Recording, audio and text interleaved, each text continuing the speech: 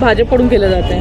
कसं आहे, BJPचं भाजपचं नेहमी टार्गेट हा मुसलमान आहे आणि मुसलमानांना मारण्यासाठी राजकारण करतायत.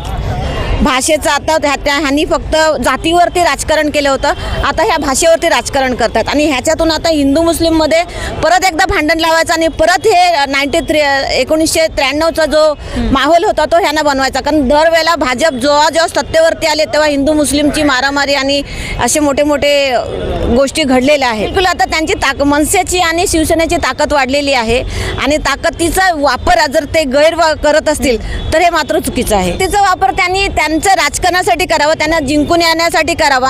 आता ह्या ठिकाणी वोटर तुमचा हिंदी भाषिक पण आहे आणि मराठी भाषिक पण आहे. शिवसेनेचा मोठा उत्तर भारतीय आहे. बिलकुल शिवसेनेचा मोठा जास्तीत वोटर हा हिंदू भाषिक आहे.